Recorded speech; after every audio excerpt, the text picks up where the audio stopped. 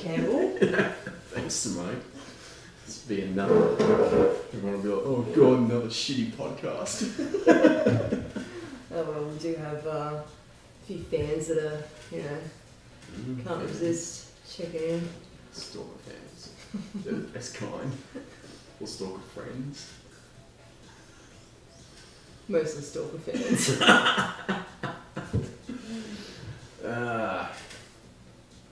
We do have some pretty deep discussions. That's one thing you can do in this. Very deep, yeah. We do Don't it even very know deep. whether it's actually... So the one person who may end up watching this. Our biggest fan? Yeah, The probably. one that copies everything we do. Yeah, probably. Like, I'd love to see their copy. Be like one of those shitty bands that plays at like a TAB venue and does like covers. It's like, oh, Campbell's taking the engine out of the Triumph for the rebuild. Oh, let's see whether I can actually muster up some mechanical knowledge to do the same. Oh, fuck. I don't know what to do. Oh, shit, I'm so jealous of them. That'd be the best. That'd be the best. Fucking love that. That'd be It's good. funny. I don't like the idea of rebuilding an engine. Oh, I can do it. Just who knows about it. So for anyone who's actually watching, the context is there's a Triumph right there with the engine right next to it Inside. inside the house. Summer Because build. what happened? Yeah, so the gearbox decided to die on it. At the last race that I tried to do, well, I'm just actually glad the thing just didn't kill me for once, because it's tried a couple of times now. But yeah, so I retired it early, brought it back, and it's gearbox rebuild time. The thing was in a false neutral, going down into second. Got the other gears, so hopefully it's just a second gear issue. And we can sort it out pretty quickly, but yeah, anyway. Yeah. Bike gearboxes run like dog cuts in their gears when you hear the term like dog box for car racing. They run a very similar thing like that factory with motorbikes. And that effectively, it's kind of like this little indent. It's a reverse of an indent. Effectively, kind of this on the side. So it's a little step up, little notch. And then they kind of wear off the sides, ground down, and that can cause it to just free spin. Which would be like a false neutral, effectively. Yeah, hopefully it's something I simple like reckon that. if someone says that, if you had to bet what it is, I reckon that's it. So it'd just be a case of getting the replacement gears of trying to second motor, which most likely be a second gear. But Yeah, your hunch is usually right when it comes to that. yeah, so I suspect that's it. If it's something external, like the what do they call them? Like the gear shift star wheel or the selector or anything like that, it's not such an issue because you do, particularly when you're racing stuff, European stuff in particular, that tends to be finer as well. They make smaller components. So if you pull the ZX10 gearbox out and you pull that gearbox out and stuff it back to back, you sort of notice that everything will be thinner and finer on the Triumph.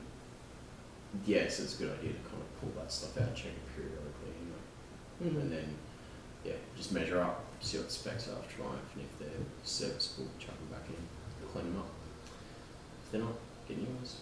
Yeah, so either way, it's a good thing of ripping apart anyway.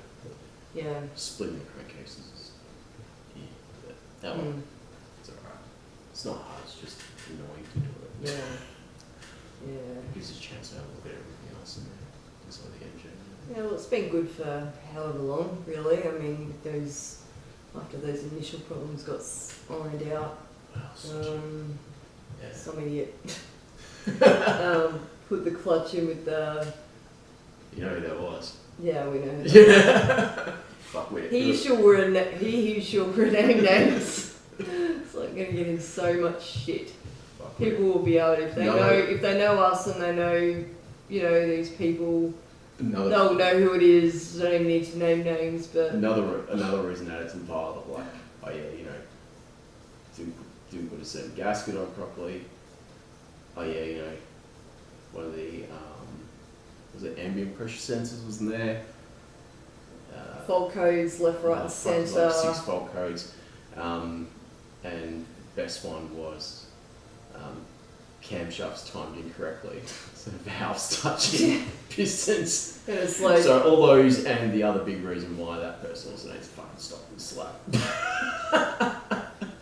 But anyway.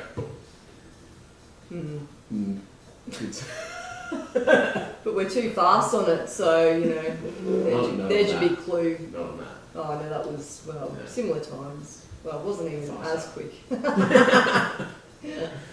How fast are you at a girls' only track day with Ooh. giving people a lot of room for a lot of passing space and all that sort of stuff. Of course, you're gonna be off your pace anyway.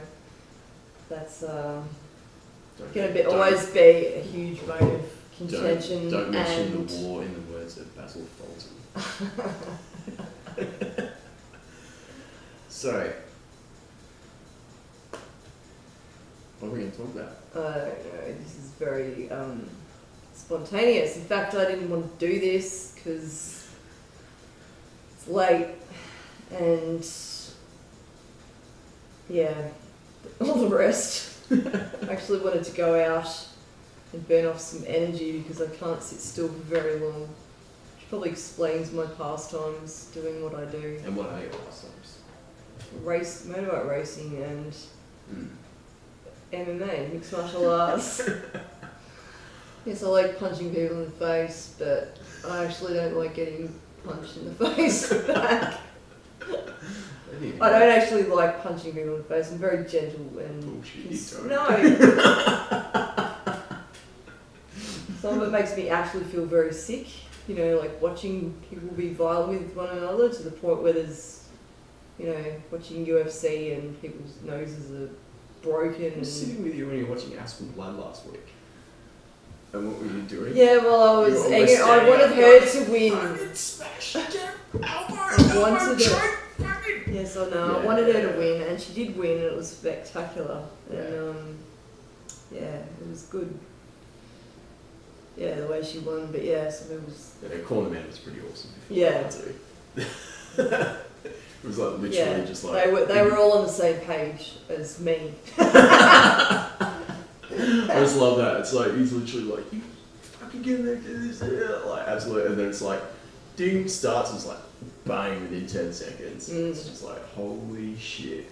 Yeah, it was awesome. Yeah, it was good. Yeah, Very anyway, awesome. but most of the time it's like, what? Was it Mike Perry and his nose the other week? Oh, yeah. No, that was broken in about 3 places, visibly. And that headlining fight. Oh, the guy that got his Sunday. lip. Oh, yeah. The guy that got his lip, the one UFC, whatever number it was. No, it's the final. The one about us, so last week we watched. When we watched it last Sunday night or something. Yeah. Those, surprised those guys because they're both massive knockout artists. So I'm surprised they've got to 5 rounds. But yeah, man, finished messy. Yeah, his lip was gonna need a few stitches. It's like he wouldn't have been drinking properly for a little bit, and all falling out. Just imagine like plastics. So someone say that, just be like, it'll be like, nice. Rocking up to like ED, just be like, I've got a trio. What? How could I just put it together? Well, something happened to, Like, it was like, Joaquin's face. Did he have his mouth split? He's got, was it a cleft lip when he was younger? I don't even know. I'm not sure. Yeah, because he's got something going on. And I think it adds character. Scars. 100%. I've got a few scars actually on my face. I got a couple too. Most of them are from my house, the back door actually. Yeah. You're not supposed to say it. You're supposed to be like, I can't talk about how Yeah, they're from the back door. Oh yeah, I had an accident with the door. Oh yeah, right. Come to work with a shiner and you're like, what happened is like, I walked into a door latch. Yeah, and it's like, sure. do you want to talk about what's going on at home? Do we need to be worried about you? Yeah. That's it. Yeah. That's it. You wouldn't hit me. No. You wouldn't get If me. I rock around with a shiny, we'd be like, what's Simone doing? Yeah, that'd actually be funny if that happened in, one of our MMA classes, but I reckon if I had been on the receiving end, it'd just be the end of the world. Like, poor me, look at me and my face and what he did to me, you know, if it was an accident. Highly likely. Anyway. Maybe I could be good sparring.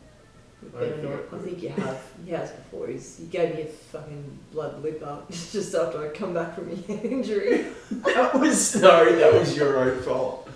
You admitted it was. I felt horrible. I've got a head injury, so you know I can make excuses for forgetting everything, which I commonly do, and I think it's a bit worse after. I just have to, you know.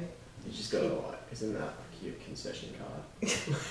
Oh yeah, apparently you can use head injury excuses for eons until someone actually has a legit head injury and comes back faster, and then your head injury doesn't seem so legit. Oh snap. Yeah. I should write an article and like submit it to the paper and get them published. The local rag. Yeah. Oh fuck. Yeah.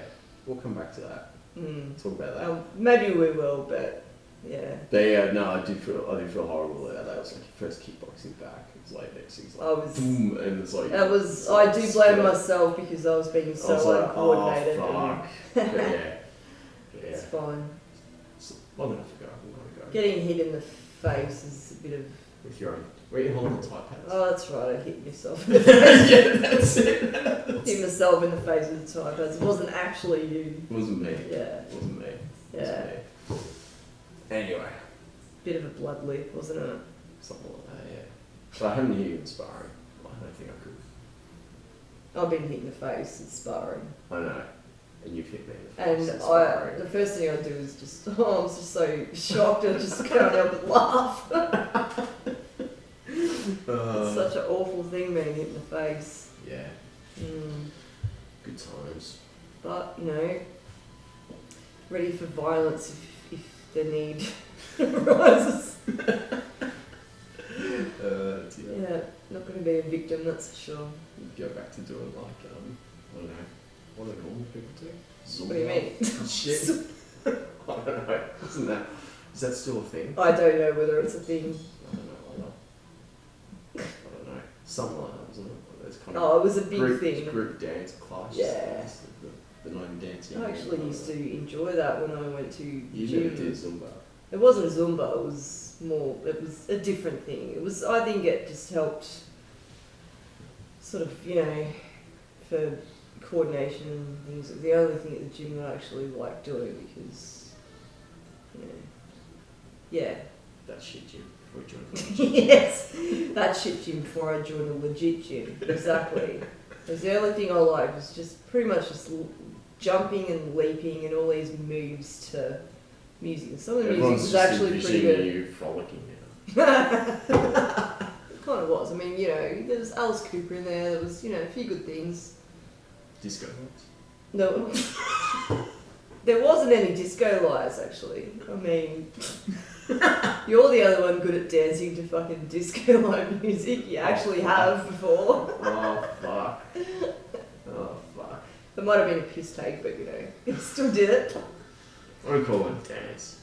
It was a mockery dance. It wasn't it? I don't think, like, to me, dancing's sort of like just kind of like multiple moves. Like sing together. This is just kind of like I didn't even know what it was.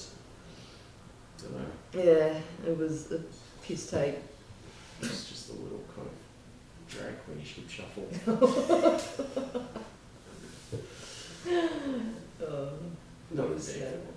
Not there's anything wrong with people who do that well. Like, absolutely. Like, yeah, the ones that were at White Night last year, they didn't bring it back. Yeah, it's such a shame. It's mad respect to them. Yeah. It's huge dedication. Yeah.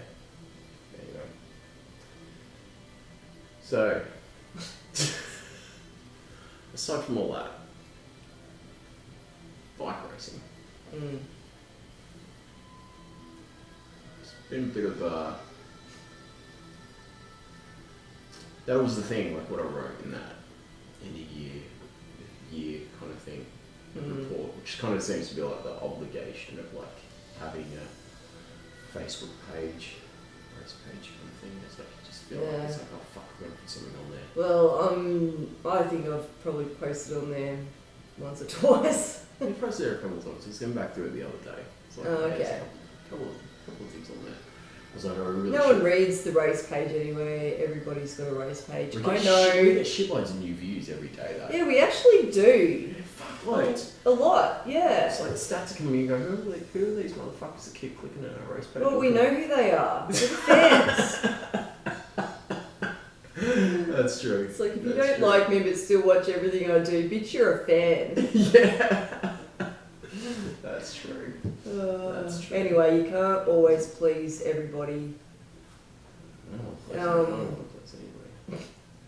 Well, you. Well, there's yeah. Also, you should. Right answer. Yeah. But nah.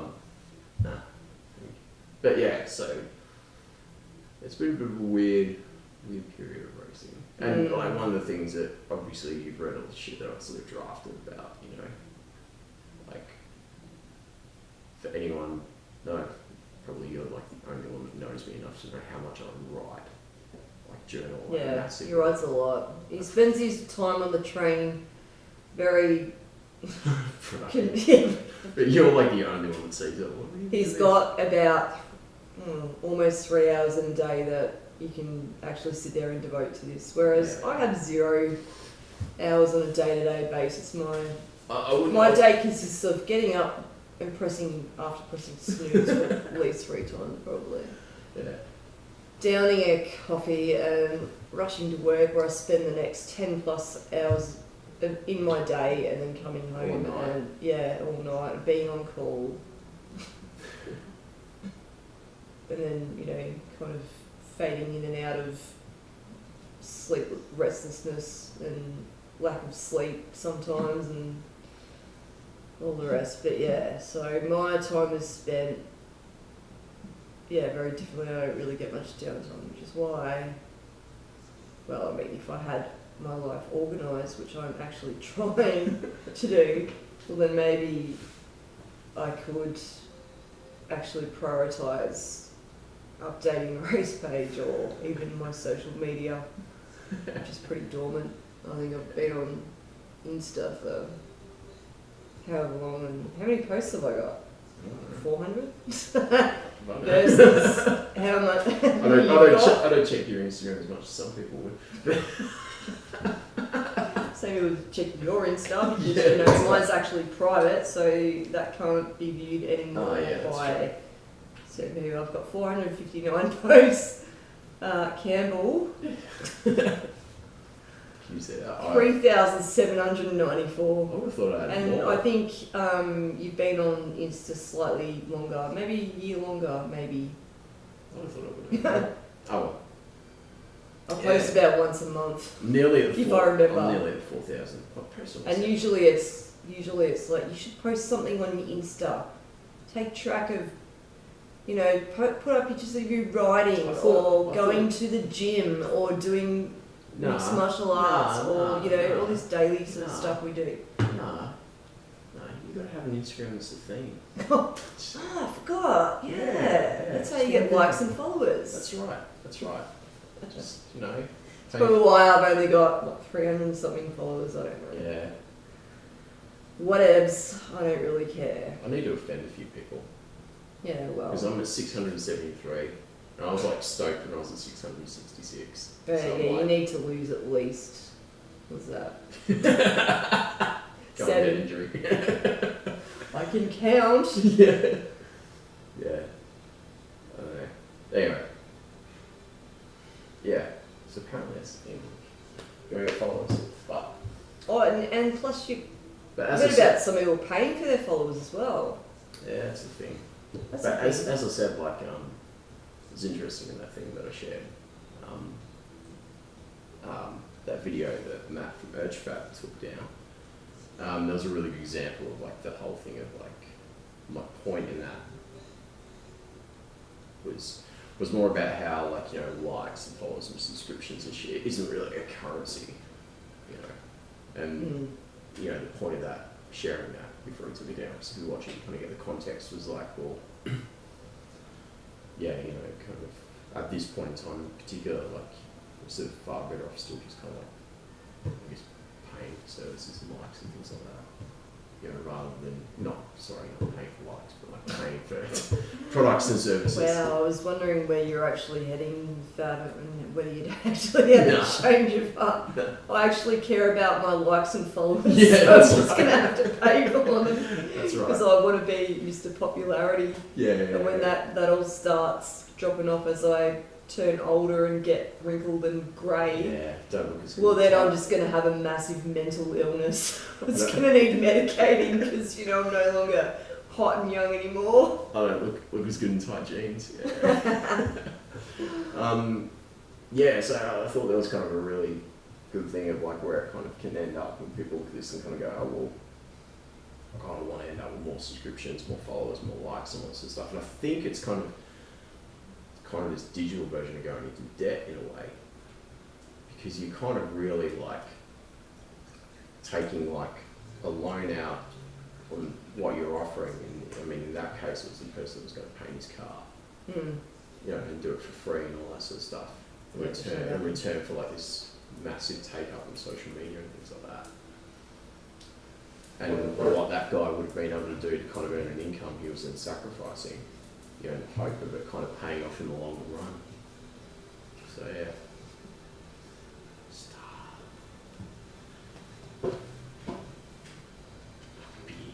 Yeah. So yeah, that's kind of my point in that. Yeah. I think what he did was, I mean, I didn't see the original, well, not original, but the one he sort of took down when he kind of named and shamed the guy. And gave the full background. Yeah. And people just want to see positive vibes only these days anyway. As soon as it kind of gets a bit real, which yin and yang, you know, like it's, you're going to have good with bad, and somehow there's this weird thing that bad shit shouldn't be talked about, or it's classed as negative, and people don't want to get pulled into that negative hole or whatever.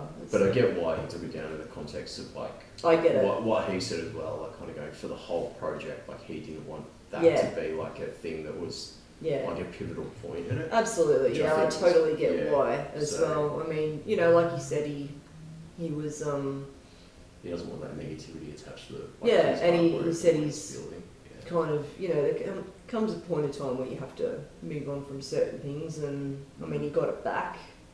And that was the thing that also that I sent that post to as well, because I know people that have had like project cars go to businesses, and those businesses get shut down, and you hear this with like bikes and stuff, and people just can't get their stuff back. Yeah, exactly. And I was like, man. Yeah, he's lucky. Yeah, and particularly after all the work's put into it, just like you hear these people that like, you know, someone goes off, their shop has to move, and they've got like a car in the middle of restoration, and it gets moved.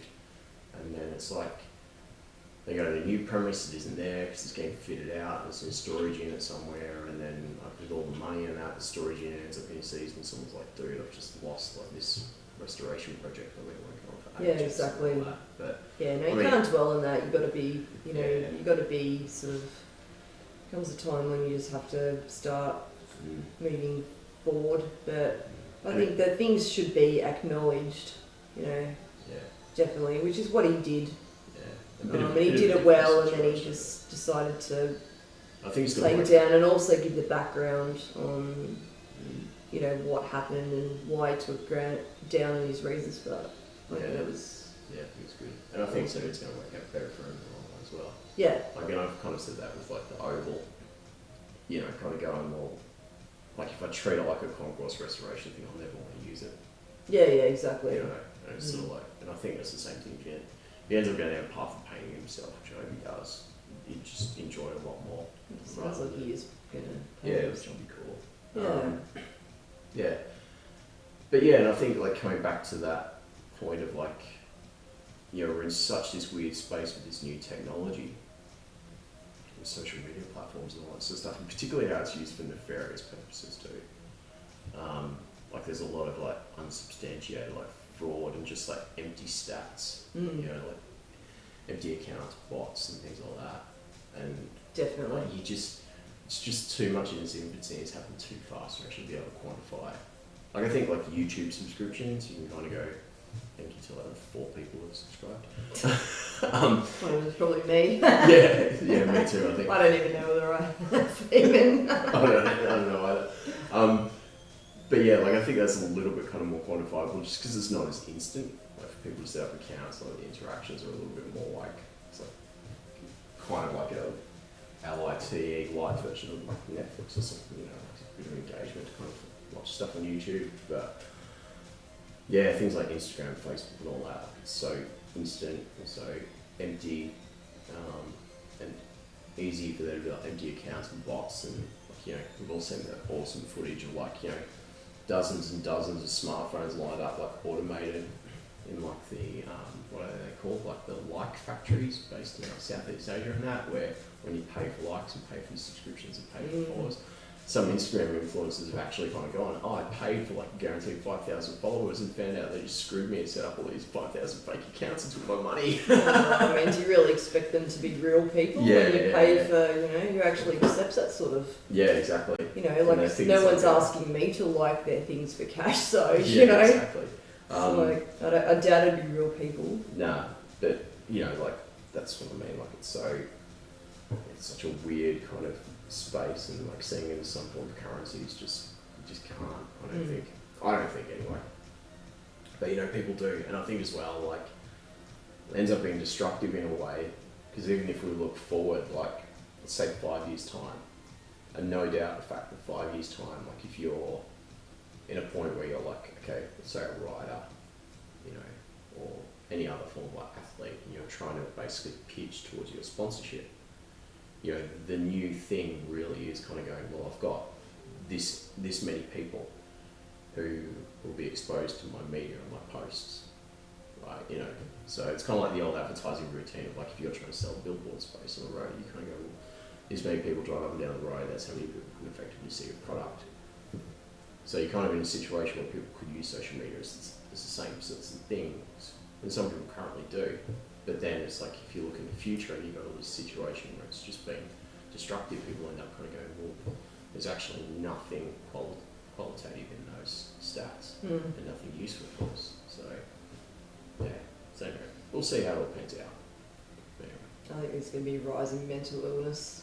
Well, there already is, it's been proven. Yeah, well... It's already been proven, the identity crisis and things like that too. Yeah, exactly. Like, you know, like people... Particularly as your likes and followers, you know, drop off.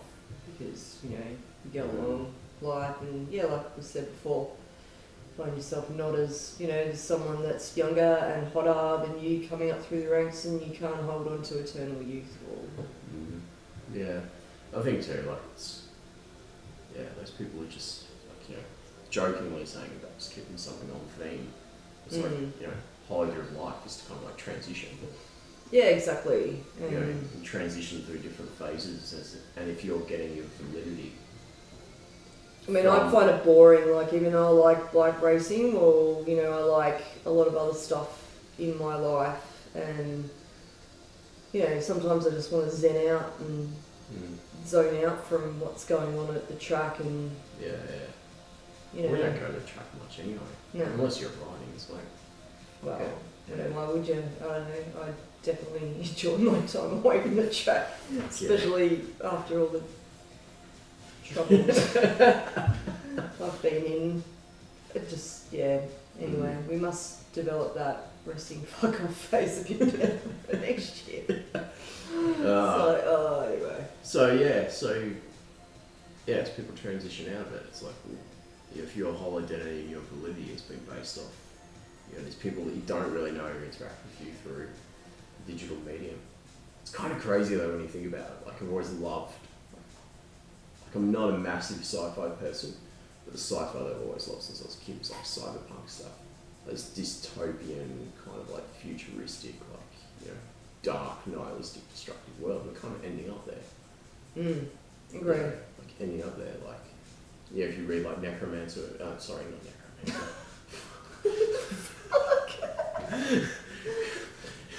If you're into arty films, that's a real arty one. Neuromancer, the sci-fi book from like the early 80s. Yeah, one's like banned, isn't it? Necromancer and Neuromancer. Necromantic is the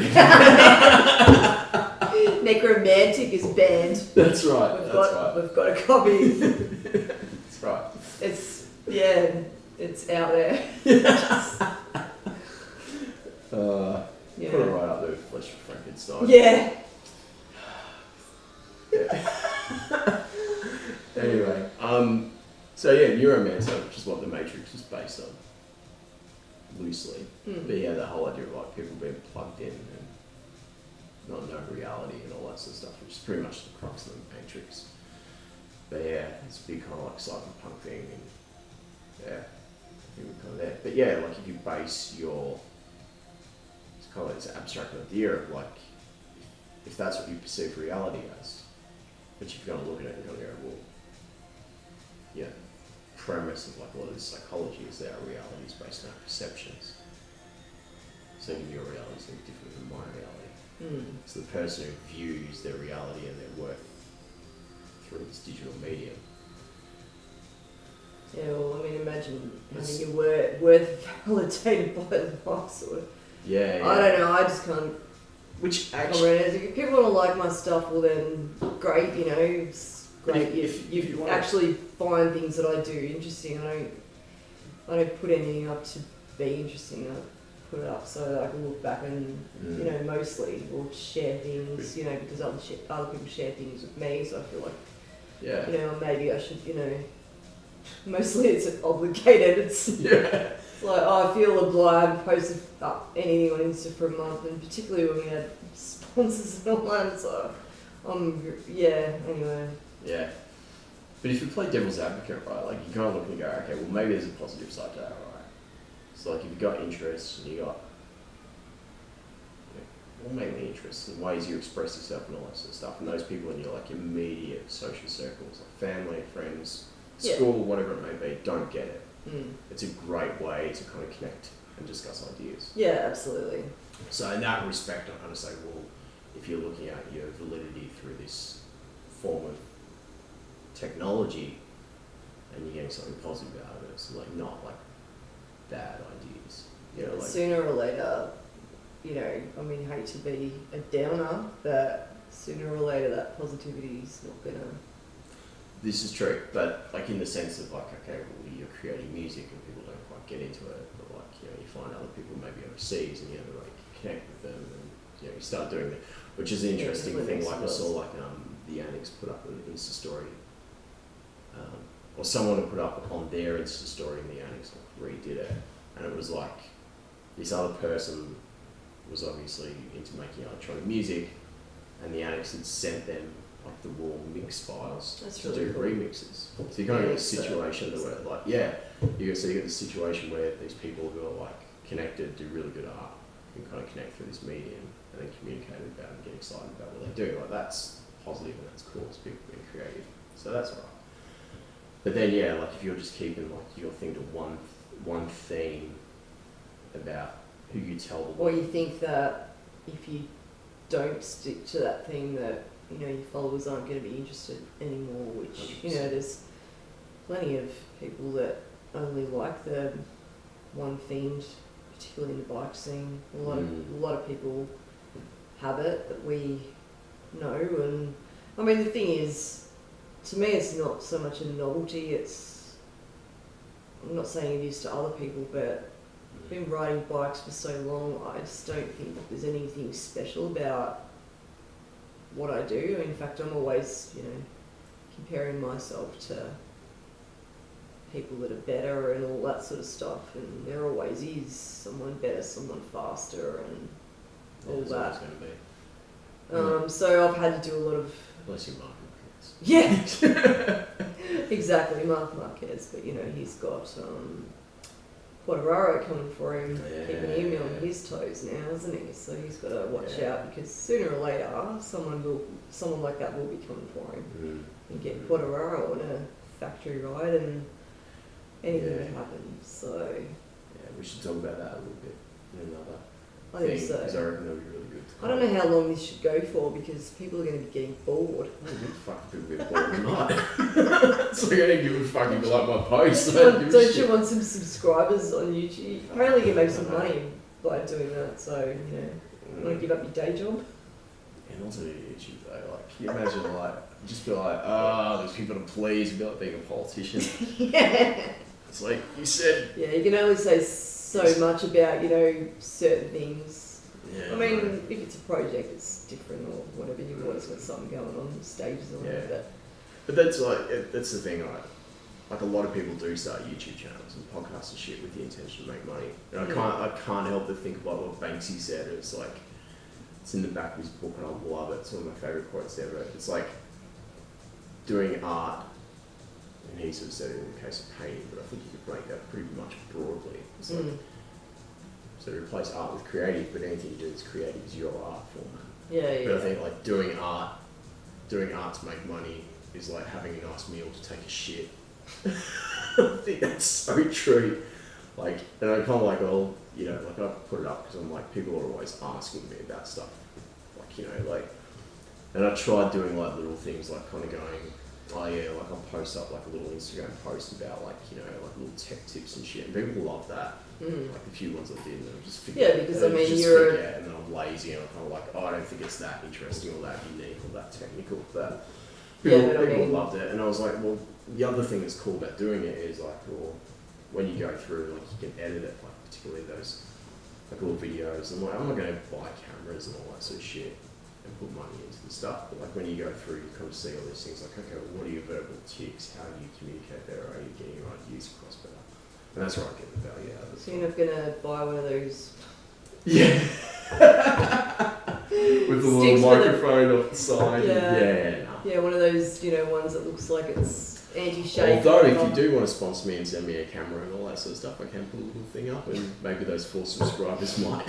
I think our rating will be going through the roof after this one. Maybe, yeah, exactly.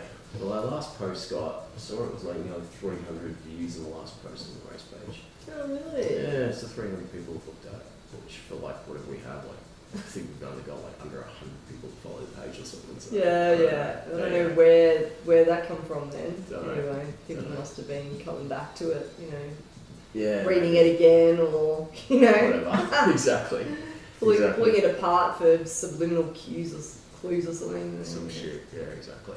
But yeah, I mean, you are a brilliant mechanic and, you know, like a lot of people just don't have that background. So, you know, of course, you're quite a mechanic. Yeah, well, I mean, these people come up and kind of go, oh, can you do this for me? Yeah, like, yeah, maybe. It takes a lot of time, like a lot of effort, you know. I mean, geez, you work 5 days a week. Maintain however many toys I've got, 5 bikes and the Golf, GTI and the van and your 2 bikes as well. One of which doesn't work still after we tried to go on yet another holiday, which always ends badly anyway, and we decided to that had been that long that we thought would be alright, and the same thing happened. Campbell's bike, again, It's never something that's on my fault. It's always just bad luck. Yeah, I've had like numerous people. No, I lied. Edit that out. It's like I've had thoughts. I mean, I'm not. You know, I don't believe in. You know, I'm an atheist. I don't believe in things like that involves, you know, spirits in the sky or whatever. But I was getting to the point where I went actually a while ago. Went in to get a spell book to put the curse out of, or like believe that Campbell's bikes were cursed, which everyone has been except.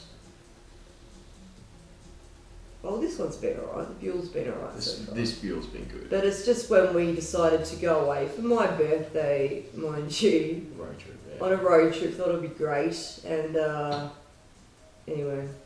And it's still sitting there. You've had other things to do, which are mostly my bikes. And renovations and all that sort of shit. Yeah. But anyway, that's alright. Gotta get there. And now this, and I keep feeling very guilty, especially when this happens. I'm taking him away from things he wants to really do with his life. He keep fixing my things that I, to keep breaking. Either I break them or they just break. It's just not fair. Anyway, one day it'll happen. You'll get to do. Though. Yeah, well, you'll get to do things that you want to do one day. I'm not very young anymore. I'm actually 41, and who knows? Might be one of those people that do this for a long, long time, but I doubt it. I think there's an end date soon. Yeah. But there's things that you should never make private, and one of them's your next move, so... But in saying that, it was interesting. I was watching, I was doing something the other day, and I was just like, typical thing, all the fucking noise around. So then I was just chucking on sort of Joe Rogan MMA thing with Brendan Sharp. He's become a stand-up comedian, and used to be in the UFC and stuff, and like Joe Rogan talked about how it was like apparently him and some other stand-up comedian, I haven't seen it. Apparently when Brendan was on one of their podcasts, they basically said to him, "Dude, stop fighting, please." And they sort of talked about it and kind of went like, the thing that they sort of see is like, it's really sad when someone kind of like reaches a point where they should stop doing something, in this case fighting, but they just keep going with it, and then end up getting hurt unnecessarily, or just do it because they think it's because it's who they are. Yeah. And I think it's like, like to your point. And ending on a bad note instead of ending when you're at the prime of, being kind of remembered for that. And I mean, even though it's like you're not a famous racer or anything like that, you just do this for fun. I think famous. You're not famous. Oh. Actually, you're infamous. Reputation actually infamous for a number of reasons, but like even though you're not a pro, you're just doing this for fun and all that sort of stuff. Like I think you kind of look at these things in a similar sort of light, and I know it's something that we've talked about. Which I sort of thought we might touch on in this bit, because we've had some pretty deep conversations about this, and I think the conversations we've had might help some other people who are kind of going along the same sort of situation. If they've got this far as to listening, highly unlikely. But it's like the daily dribblings of cans. What do they talk about? Yeah. But because I think that's a hard thing, like people to kind of step away from something that they do as their identity. Yeah, well, I mean, it's part of what I do. I think And I'm not saying like ultimately that's your choice, like when you do step away from it, but it's like, or if you do, or whatever, I don't know. I will. Like you're I will. I'll step away at some point. Yeah. Well, you don't live forever, do you? No. But like what were we watching the other day? Oh, it was like one of the MotoGPs, and like there was it when Honda got the team championship or constructors championship, and in the paddock, and they had one guy, and they said, "Oh yeah, he's like, he's well into his 80s, like I'm talking like mid to like late 80s." And they go, "Yeah, and he only gave up racing motorcycles like 2 years ago." And I'm like, "Oh Jesus Christ, please no." That was cars, wasn't it? No, it was MotoGP. Sure it was. Yeah, it was MotoGP. Okay. It was one of the rounds. It's one of the rounds. Because like Honda got like constructors championship and team championship. I can't remember which one came first. It was on one of those. Yeah, and they had this guy, and it's like, and they're like, "Oh yeah, that's so and so, it's been Honda for years," and like, race back in the day and stuff. But anyway, there are people like that just do that for a long, long time. And I think there's still a guy that I heard about. Last time I heard it was a couple of years ago, and I believe he was like not too dissimilar to Adrian, was still doing like the race Grand Prix and that. Yeah, it's cool.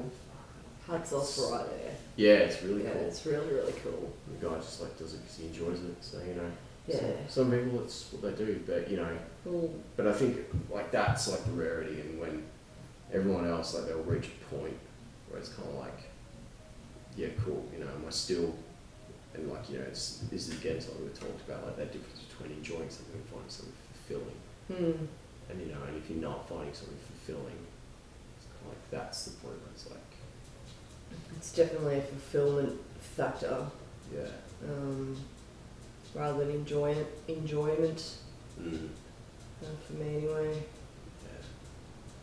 Yeah. Yeah, a lot of people say they love it, you know, they can't stop thinking about it, they're just counting down the days till the next race meet or the next track day or whatever. We're the opposite. Me, I'm just like, it's always good when you've been there and you end up in one piece at the end of the day and you're going home kind of going, oh yeah, that was great. I sort of, you know, pretty much picked up where I left off last time and was in the, you know, consistent times or whatever, and I didn't fall off. It's like Tuesday, what's the weather going to be? Have we got a bike that's going? Exactly, which most of the time there is, you know. Yeah. ZX10's been an absolute faultless machine. You're welcome. After 2 big crashes and a little one. Mm. Yeah, it's 3, isn't it? Yeah. Yeah. 3. Yeah. Only a couple of little mechanical issues. Again, that wasn't running the best when we got it. Yeah, we got some real weird parts from some people that actually claimed that they were, you know. No, I'm talking about before that, like when it wasn't running, all those people were just sort of like, oh yeah, no, it's just how they are, they're just really peaky. And I was like, no, things not running right. I was like, no, that's the way they are, they're real peaky, like, you know, cam grinds and all that. I'm like, oh yeah, no, because if you rode that on the road, that would be a fucking peak. Yeah. Yeah, that's right, when I first got it. But then, like, we fixed all that. And Yeah. Then, Yeah, like that lag in time with the throttle yeah, and all it's the real rest. peaky. And then, a few other things. And, yeah, just kept on top of it. Yeah, it's been great. It's been fantastic. Valves, cam timing. Good thing about that, gearbox, slow down. Mm. Yeah, selective forks. Yeah, it's been almost destroyed a couple of times, but yeah, you hear about people that break the frames in half and you know, do all these other things, and yeah, it's been told that it belonged in the bin twice. Yeah. No, it's been Like the second time it went down the road at Phillip Island, people just come up right in front of you and just start taking pictures. It's amazing I don't bitch slap you right here, right now. Like, it's just rude. I remember Taking photos of people's that. prides and joy that have just freaking been destroyed in the hay shed. Thanks for that. Yeah, what are you going to do? Send it to your friends going, wow, look at this fucked bike. Probably. Yeah. Yeah, that was actually, because you were okay, that was the funniest. I nearly tore my fingernail off. That wasn't okay. And I don't even have fingernails, and it still nearly came off. That was very horrible. That was part of the funny story. It was very horrible. Anyway, I think that everything's Because it was a superbike race, and I was like, yeah, you know what, I feel like going around the Lukey Heights and watching. And then, saying to Chris, kind of going, can I take your postie bike? He's like, yeah, it's going to feel like you're all good to go. And then getting stuck in He lied. I don't know what time he started drinking, but you know, it was early, and somehow he hid it from all of us. That, you know. So I was like, yeah, cool. You went off. I was like, yeah, jump on the postie bike, ride around, watch from Lukey Heights superbike race. And then this is the state title, by the way, 2016. And then getting stuck in that tunnel that goes under the strait for people who know Phillip Island. It's a postie bike with no fuel. Then bringing it back, and Chris being like, oh, so, and I can hear the race going the whole time. And Chris going, don't mean to alarm you, but she hasn't come around. And I'm just like, oh, well, they haven't red flagged it, so it's not going to be serious. So maybe it's like a low side at Honda. And then it was like, and the race finishes. And then this ambulance basically comes around to where the pit thing is. And I walk up to like the passenger door of the ambulance. And the guy's rolled the thing down. He's handed me a helmet, which just looks like it's been shot by an automatic rifle. And I'm just like looking at it, kind of going, what the fuck? And I'm going, is she okay? He goes, yeah. He goes, bike's not. I go, where'd she crash? He goes, the hay shed. I'm like, the hay shed? Anyway, and then you get out, and the first thing you say to me, because he gets out, he opens the door. And the first thing you say is like, you're dealing his leather's like halfway down your pants. And you hold out, you kind of go, my fingernail! It was very painful. It nearly come off. It You're was like, I very, need some Nurofen, my fucking fingernail. That was And awful. I'm like, you crashed at the Haitian, like you worry about your fingernail. He was like, yeah, it's horrible. I know, Anyway. people often don't come back that Yeah. well after going off in the hay hay shed. So I am thankful that, really Yeah. the fingernails, and it didn't come off, like it didn't, Yeah. it was a bit black. The finger was, I don't know how I did it because stupid me, it's like slow down as I'm rolling, tumbling. Yeah. Stupid me's trying to claw the ground to stop myself from rolling. It's like, I should know better. Seriously, I should know better. But also as well, that's something like real fast crashes is it warps your perception of speed. You think you're stopping and you're clearly not. So. Yeah, and you think you're almost like walking pace. Yeah, so don't just put your arms in and just go with the inertia's just gonna, nothing you can do is gonna stop you from that. So just roll with it. Just, Yeah.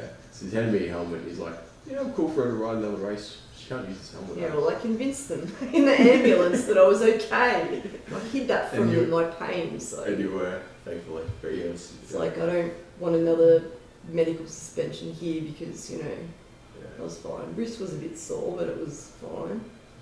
Yeah. And that's the only thing that happened, really, Yeah. wasn't it?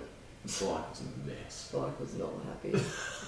And I spent how long doing that red and black camo wrap, and it looked awesome. Lasted you for 3 years though.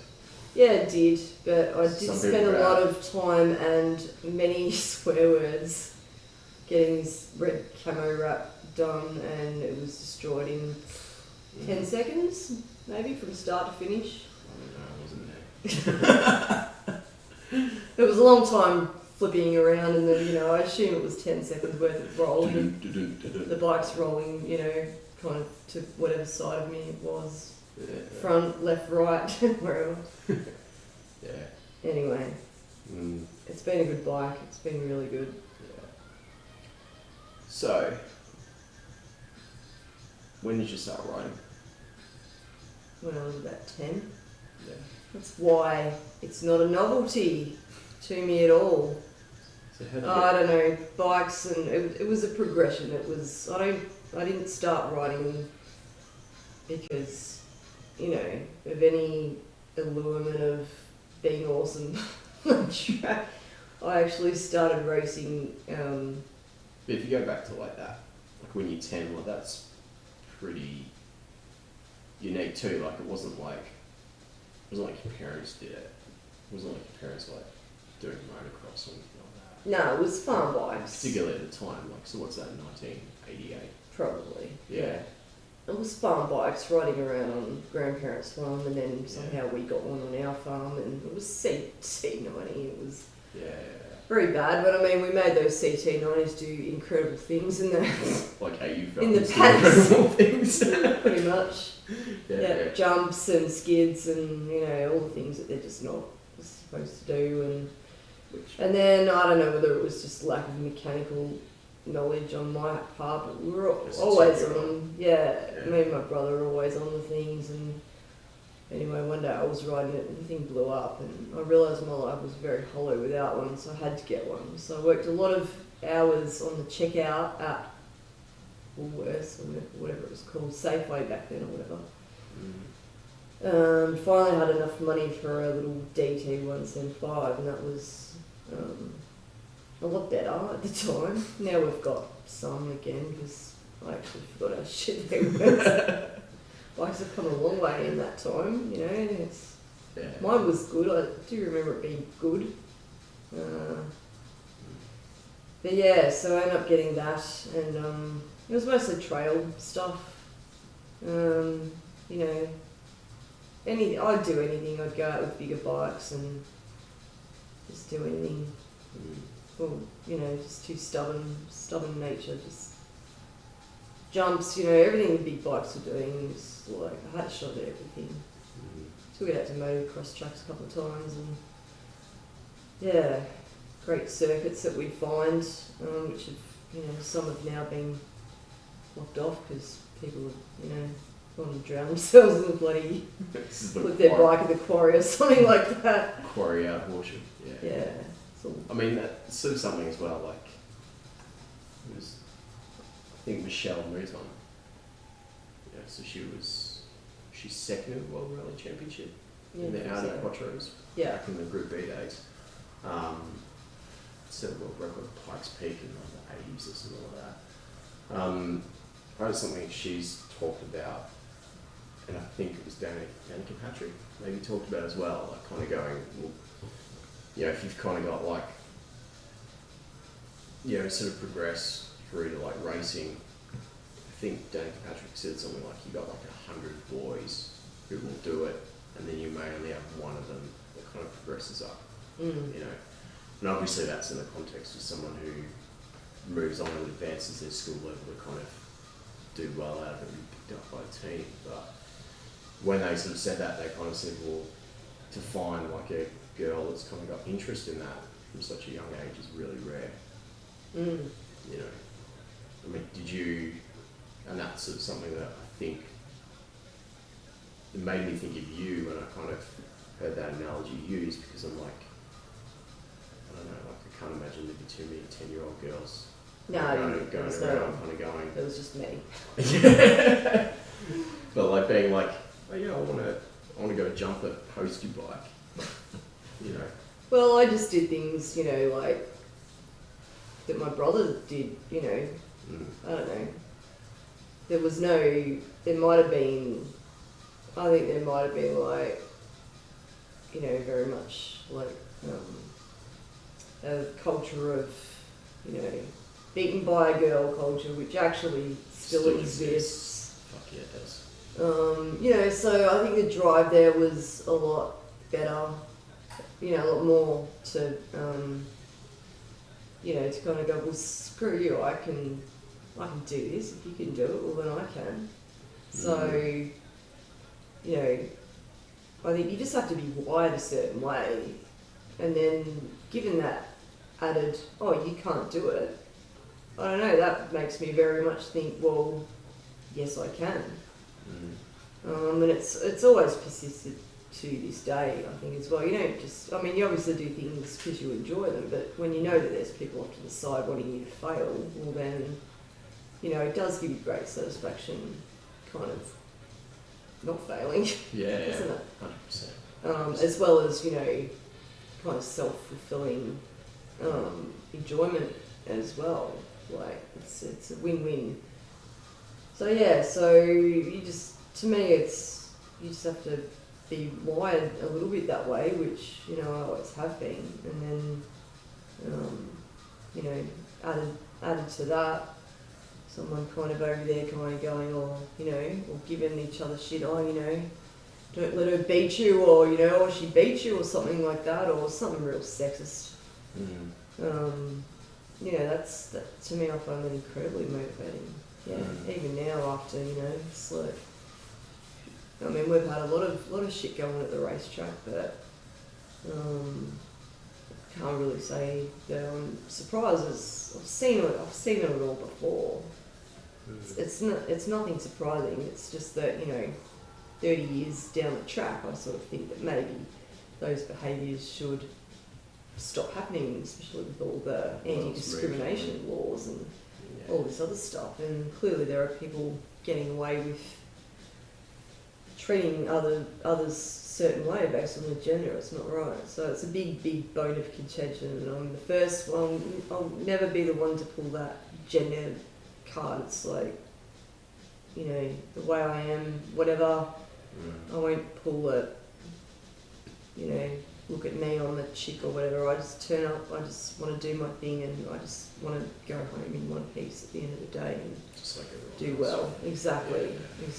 There's nothing, well, I don't think there's anything particularly awesome. I don't know. It's just, you know, being wired that way forever, and don't really think that I'm doing anything really incredible, but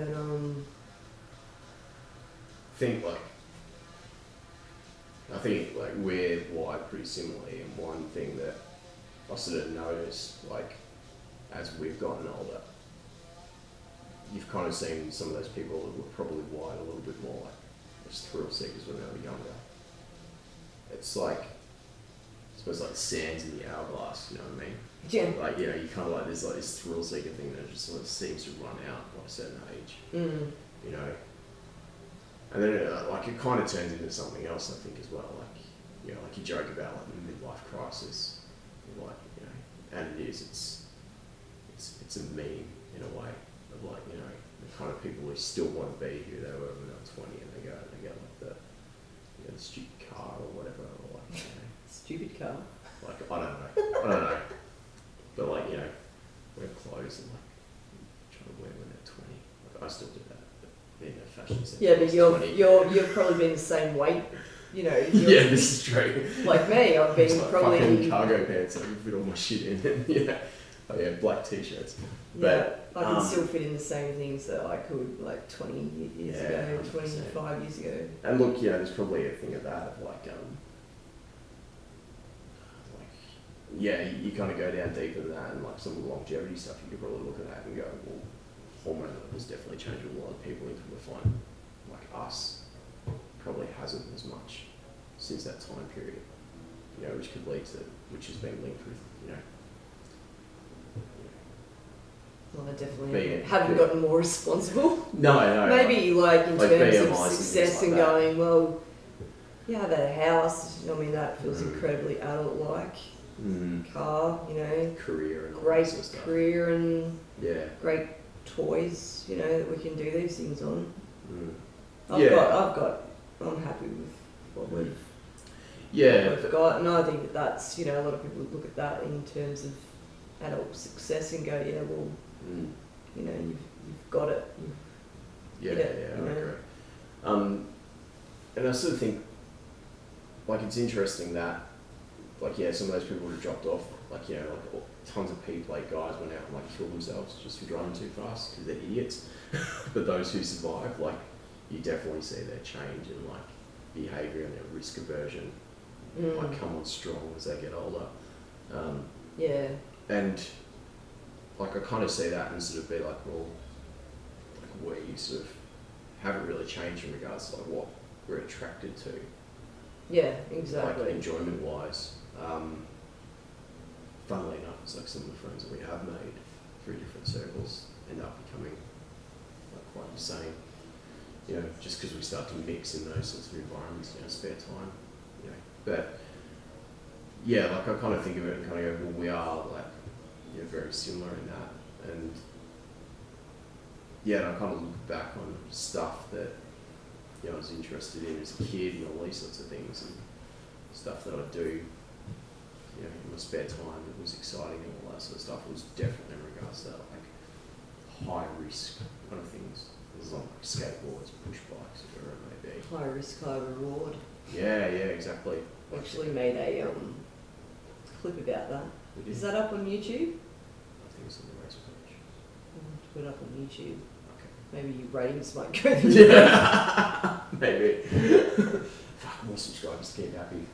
A lot more dislikes. I don't know. I reckon if I get more dislikes in the video, not like, I reckon I'll be happy. Well, we know who'd be disliking it. Yeah, that's true. Yeah, so I kind of look at that and I'm like, okay, that's pretty interesting. And even like when we first met, and like when we first went out, and it was like, yeah, you want to go for a drive? And I was like, fuck yeah. Yeah, Go fast. I'm like, yeah, driving through the hills. And like I remember because it like wasn't that long before then when, because like at that point like I was spending a lot of time driving in the hills because I was like, yeah, no Gregory, you know, it's like where else am I going to practice? So I got a PlayStation. Yeah. And yeah, instead of being like, just having like one of my friends come on for a drive and just being like, stop, please stop. I'm not comfortable. You just like, please stop. Did that actually sever the friendship? It's like your little... I don't know. Maybe it contributed to it. But like, you know, it was just one of those things. Bitch, just hard the fuck up. Yeah. And like, you know, so many of my friends being like that and me being like, well, to me, like I'm not even pushing like 10 tenths. You know, like I'm leaving room for error and I'm leaving all this stuff. Yeah, exactly, which is the way I drive, and then apparently people are kind of like offended by it. And then you being in the passenger seat on that drive, just being like, Oh yeah, whatever. That was what cemented your love for me, wasn't it? The fact that I wasn't a little bitch that kind of went, Yeah. yeah, you admitted it. Fuck yeah. Yeah, that was it. That's how much it's important, and that's so. Yeah, so obviously racing, logical conclusion when you start to run out of demerit points and you start to get a lot of fines because, you might know what and be very sharp on the road and all that, and I don't think I'd ever do anything like totally foolish and irresponsible. I like to think that I was in control. I mean, maybe if some... I did when I was a teenager. Like looking back on some stuff, and so it was pretty fucking stupid. Oh, yeah, I mean, But that's just because your prefrontal cortex isn't developed. Yeah, as well when you're like 17, 18. Yeah, well, I mean, we're survivors, I guess. There's a lot of people that There's a kind of strategy. made mistakes that are similar to what we did, or mistakes, did things, whatever, and something happened to them, and they were around or whatever. But Did you, like, if you go back, and I know we're kind of jumping timeline-wise, but if you go back and think about when you were, like when you first got that DT, like how old were you? it was about... I wasn't old enough to even have a licence. I would have been about... 15? I reckon maybe... No, because I started work at 15, so I had to save for it. Yeah. So I reckon I would have been about 16 going on 17, and back in that time you could get your learners at 17 and 9 months. So I definitely had it before then. If you sort of think about that, because it's like one of the things that I think about, like when I look back on driving in that time period, like particularly in that area where like you first get that sense of freedom. Now this is something else we could talk about, interesting as well, the evolution in motorsport and what the future may hold, but like that big link of freedom, and I think a lot of guys would go out and just like show off in their cars. That's how they'd hurt themselves, whereas for me it was like, no, I'm going to go off and practice driving and become better. like a really good driver. Exactly. Because that's what I wanted to be. And it was like every time. Yeah, it was all about, to me it was, I mean, we used to have courses that we'd sort of do out at, the quarry and stuff where I used to live, and it was a very social time. Like, we'd all get in our cars and, we'd do some jumps on like dirt roads and like hill sort of jumps and then handbrake turns, and we had like courses and times for that. It was very cool. And then whatever else we'd sort of do that was a bit like being on the roof and trusting very much who's driving and all that sort of stuff. Yeah, it's that dumb shit you do. Yeah, exactly, but we lived to tell the tale and all that. So when you were kind of riding, like did you go out and ride a lot for like that skill development and stuff? Yeah, and like just freedom. I mean, look, I didn't do like a lot of motocross or anything. It was mostly just trail, and it was all just freedom. It was about exploring. I imagine you would have been probably in a similar situation to me, where it was like, well, probably just wouldn't have been able to afford to go like formal in motocross racing. Oh, well, that wasn't even like, I don't even think there were, let alone kind of girls that did that sort of stuff. There might have been some, but like I can't see that I would have been able to afford all the gear and latest motocross bikes and all this sort of stuff. Like credit cards weren't even a thing when I was that young. Like, so, and that's very much the same today. It's like you go to work, get money, and if you can't afford it with your money, well then you don't get it. And that's carried across now. But anyway, so I never thought that was... Everything was more closed back then as well, because, there wasn't any internet. Yeah. You didn't know what people were doing. You didn't know about who did what. And you kind of lived in a very small, kind of boxed up world where, Particularly, I'd imagine it would be more so being in a rural town too. Yeah, well, very much so. Very much so. Yeah, which is probably why I was always trying to get out. Yeah, that's it. Yeah, cool. But in between, so you had obviously the poster bike, then the DT, and then you got the DR. Yeah, that's right. So, what happened to the DT? Oh, that's right. My parents bought me a car, Datsun 200B, and gave me an ultimatum and said, all right, we've bought you this car, you need to pay us back. So, you're going to need to sell your bike because that's really the only asset that you have. Yeah, so anyway, so I just did what I was told and sold it and realised that was a huge mistake. And then I don't know how long I waited until I got a DR, probably until I had more money. Which was, a lot of shifts at, And that's like wherever I was working then, Coles or something. it's kind of funny too, like thinking back on when we met and all that sort of stuff, and I kind of go, well, like we listened to a lot of the same music as well. That was the other thing, right? Even like like Led Zeppelin, like Iron Maiden, and all those sorts of bands, and like a lot of that like old school like rock and things like that. Yeah, which doesn't really sound that old school until you fast forward 30 years and you realise that it actually is. Oh, but like even like you're talking about like Led Zeppelin, like Led Zeppelin. Like Yeah, well that Sabbath was. and things like that too, like, and like it's funny as well because I think of that and I'm like, oh well, I got that mostly through my dad.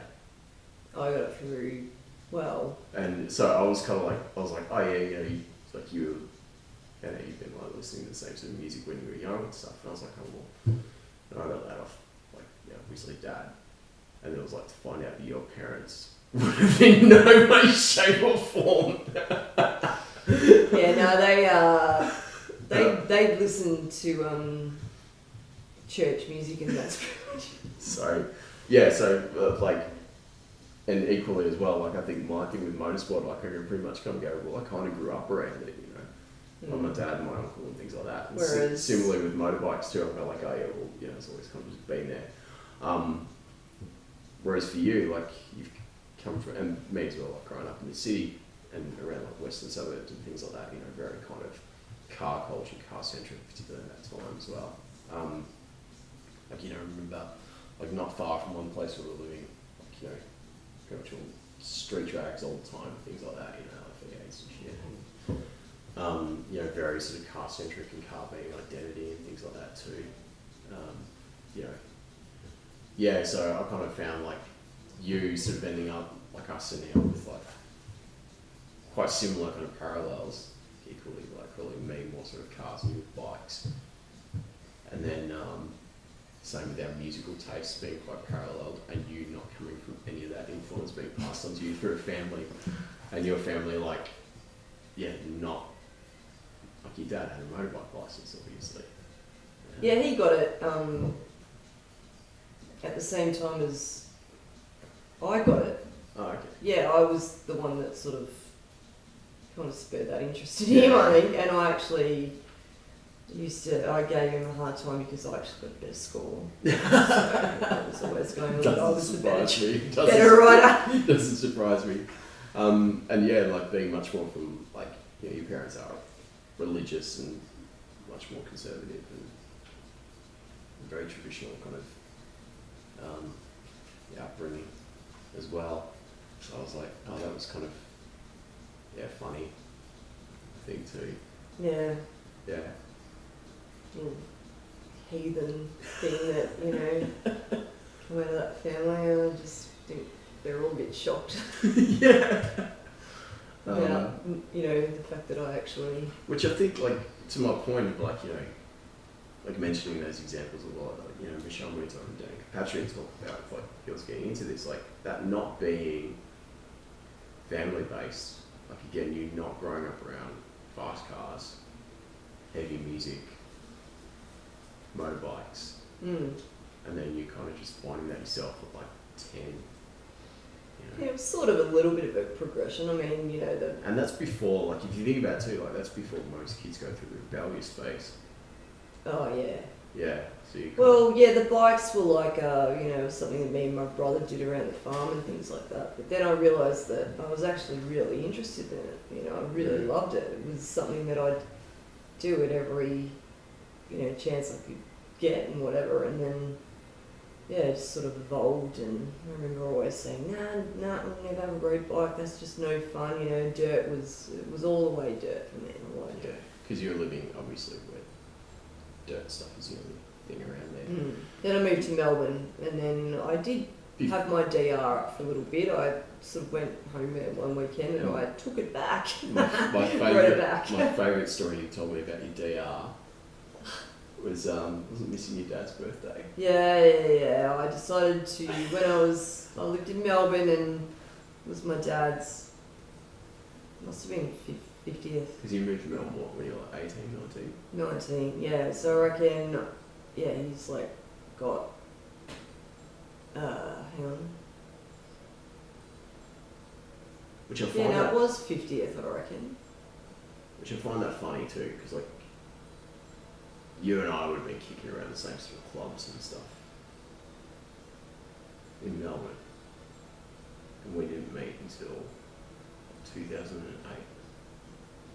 Yeah, I mean, Like, I don't know how I missed you, but I don't know how I missed you either. yeah. But like, that's just like a spooky thing. Yeah, back when it was Satan's Place up at, Yeah. DB8 was Satan's Place, and before it was, Whatever. yeah, For all sorts of shit. Metro and all those sort of places. But I mean, yeah, that was a big. Melbourne was very exciting for me when I moved there, because I did grow up in a little bumfuck town that played brown-eyed girl at the pub and all these other, kind of really lame pub classics, you would say. Things that you just cringe at when you hear. It just reminds you of being back there. It's a bad fucking place, but so to move to Melbourne and just go, I've got live music here. I can go out and watch bands that, things you never saw before. People are creative, what they wear and how they look. You don't kind of get, kind of ostracised for wearing black or, not fitting in with what everybody else in a hip town's doing. That didn't happen. Yeah, exactly. Yeah. Exactly. So, it's like go nuts and be who you want and go to all these things. And it was just, it was like the world had opened, it was great. Best thing I'd ever done moving out of there, being so young. But yeah, so my favourite story of the DR. Would you like to tell the 4 subscribers about YouTube channel? So I went back there a lot. I still had friends there and all that, in Horsham that is, and so I went back there a lot. Anyway, so one weekend it was my dad's birthday. Get how old? 50 maybe? It was a milestone. Yeah, I think it was 50. It must have been. Yeah. And so I went back there, and I had the DR there at the time. I used to just see odd trails and just, I never went on the same, I'd always be kind of finding new things and new ways, new tracks and this and that. And anyway, so I saw one off the main road, and I'm like, I'm just going to go up there. And anyway, the track just got steeper and steeper and narrower, and I ended up falling off up there and breaking. I tried to cling on for dear life as it was getting steeper and narrower and rockier and all that sort of stuff, and then realising at that point where, you just sort of like, okay, I can't turn around here, I have to commit forward. So it was all or nothing, and doing that and actually falling off and kind of going, damn, because I've been the same weight, I've always been very, How much do you weigh?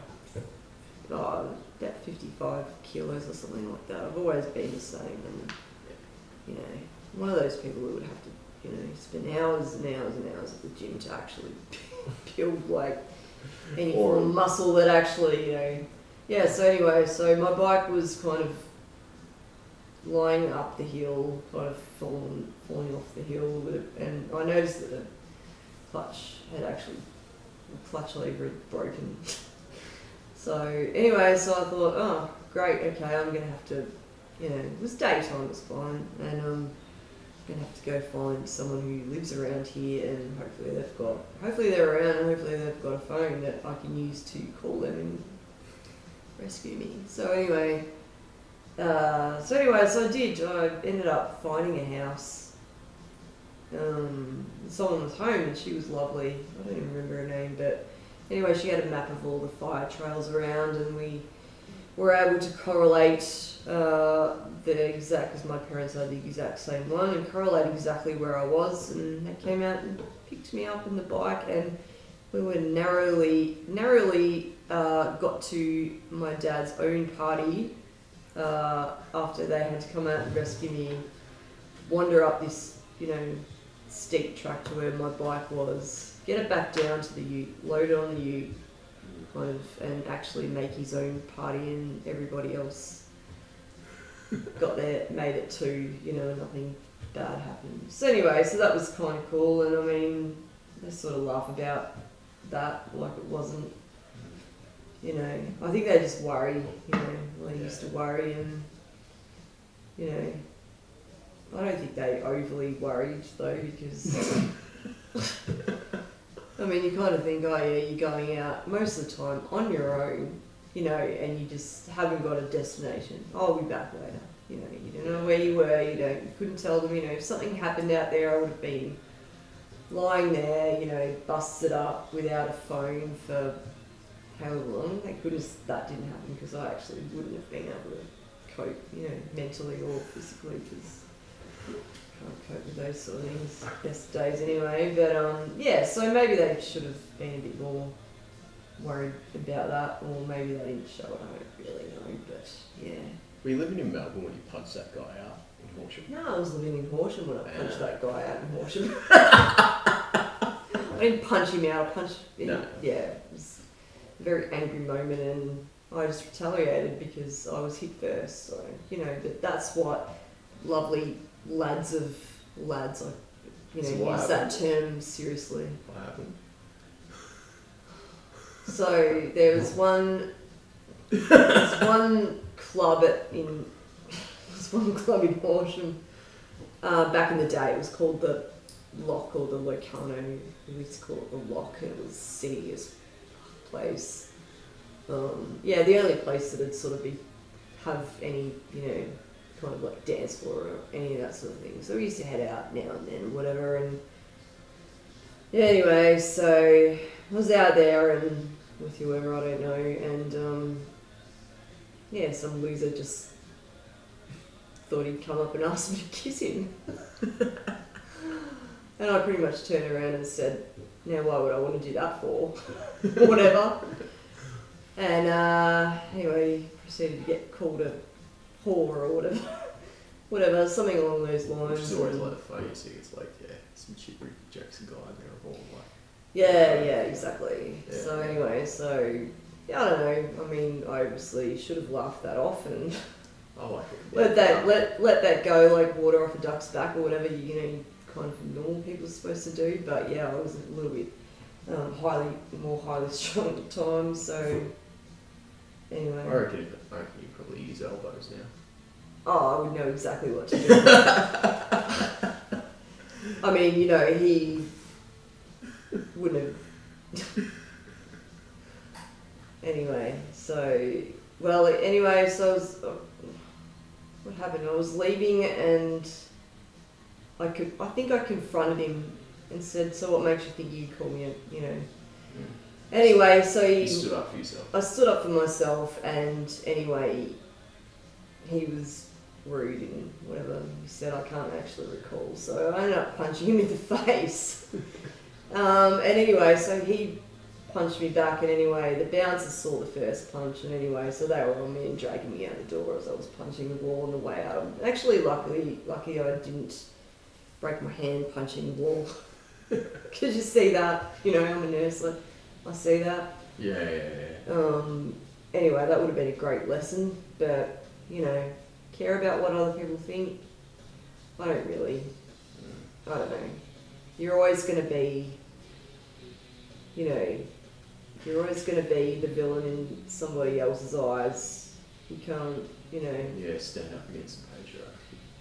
Yeah, absolutely, absolutely. And I mean, you know, now I just sort of been like, oh, well, you know, I feel sorry for you. Like, you know, you clearly got a problem, and you know, if you get rejection, well then, or you know, you just hear about it all too commonly. Yeah. That people kind of have to lash out at others to make themselves feel better and all that sort of stuff. Yeah, or I mean, I know something we've talked about now. But you see like screen caps and shit of messages and that chicks put up online of like when guys like message them and like, you know, and all that sort of stuff, proposition them, and then they've gone, no thanks. It's just like, it's fucking. Yeah, well, you're a slut anyway, and you know, I wouldn't want you anyway, exactly. or whatever. Yeah, it's just. Kind of fucking thing. Absolutely. And I mean, the entitlement is, you know, alive and well, clearly. I mean, we've had, you know, even in our late adult life, like, we've had quite a few things that still kind of rear their ugly heads that you kind of have to look at in a little bit of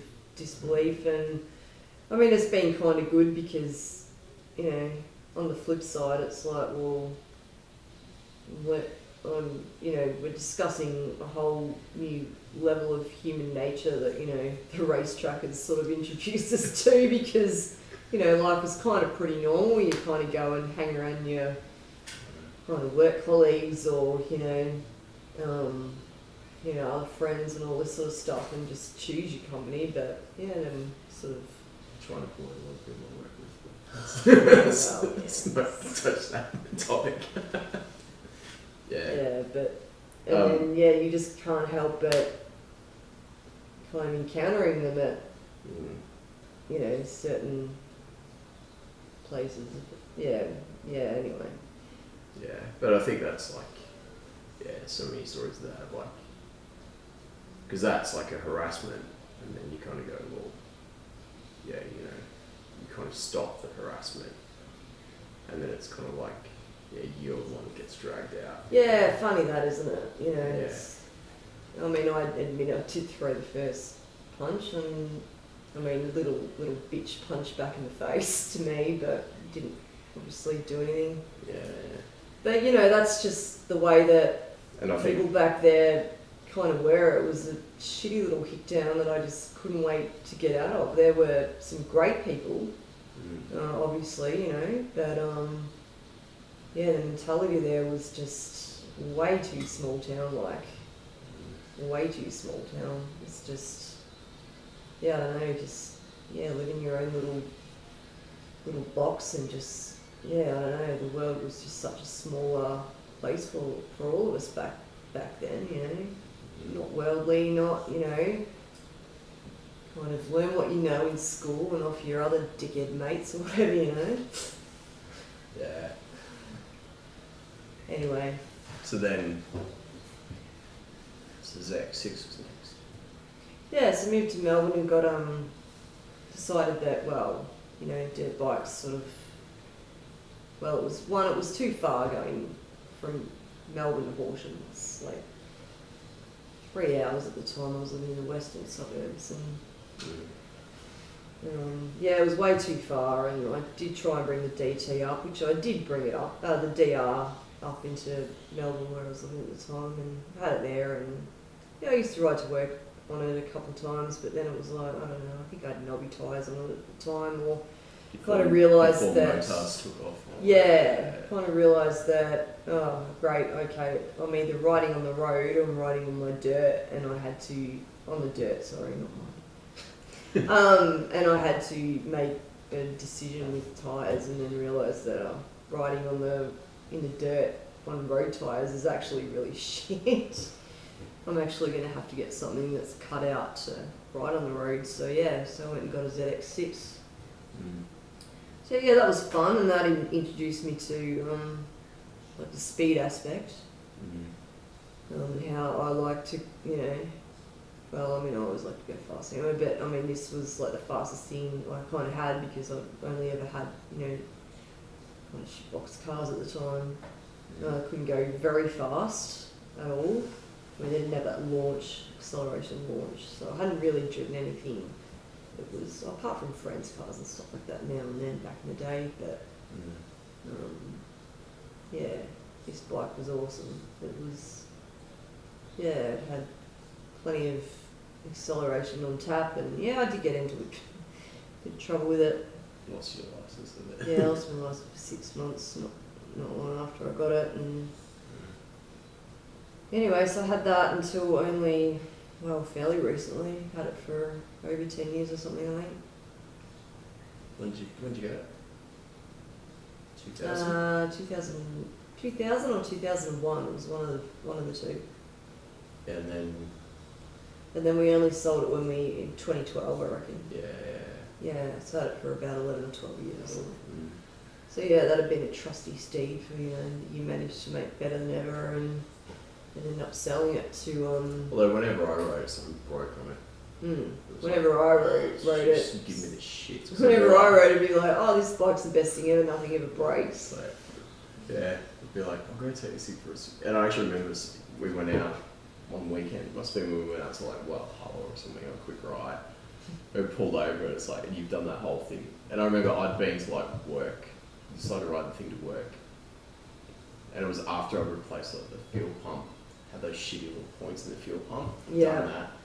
And the fuel pump relay, and I was riding to work. And one day, so I'm just kind of going, oh yeah, it's good. I'll just take it for a spin and go out like, somewhere scenic, just give it a run, make sure it's okay. The fucking thing stopped on me, and I was like, yeah, that's right. fuck's sake. And then Yeah, I did that a couple of times, didn't it? I forget what it was. So like gone Never back, got did it to me got the ever. car, got the trailer, like brought it back, dropped it off at mum and dad's.